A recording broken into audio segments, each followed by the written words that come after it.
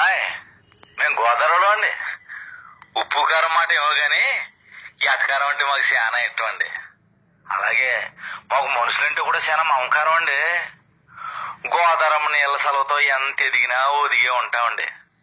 అంతెందుకండి, పొరుగురూరు మా ఊరు వచ్చి ఫలానూరు ఇల్లు ఎక్కడండి అని అడిగితే తీసుకెళ్లి తలుపు కొట్టి సత్యనారాయణ గారు మీ చుట్టాలు వచ్చారండి అని అప్పు చెప్పేసి వస్తామండి. అర్ధరాత్రి వచ్చినా ఆడికి అమృతమే ఎడతామండి. ఏడేడన్నం మీద అన్నపూస వేసేసి అందులో కథ ఆవకాయ ఎత్తే జిమ్మంటేద్దండి రుచి. రుచి అంటే జ్ఞాపకం వచ్చిందండి, మా గోదావరి రుసులు పొట్టెక్కలండి. మా కోనసీమయే. మడతకాజా మా తాపేశ్వరం అండి. గొట్టం కాజా కాకినాడ అండి. పూతరేకులు ఆత్రేయపురం అండి. ఆవకాయ, మాగాయ, అల్లం ఇంకా చాలా రకాల పచ్చళ్ళు. నార్కిడి మిల్లు అని గోదావరి రొట్టె ఉంటుందండి. పాలకొల్లు దెబ్బ రొట్టె ఉంటుందండి.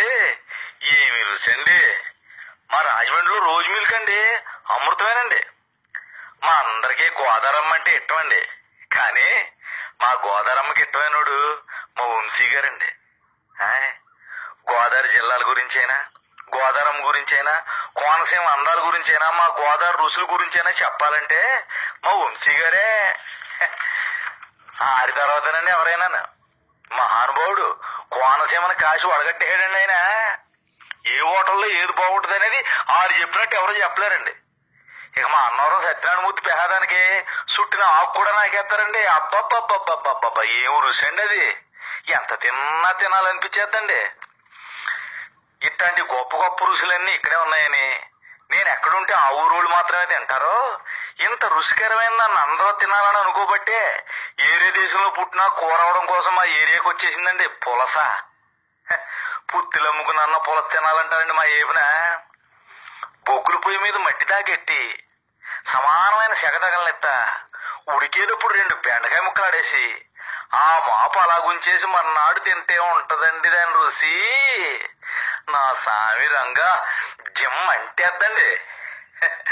పులస మేము వండుకున్న తినేది తక్కువండి. పురుగులంటా ఉన్న చుట్టాలు కంపుకుంటామండి. మేము ఎప్పుడో పుణ్యం చేసుకున్నామండి. అందుకే గోదావరి రోడ్డు నుట్టామండి.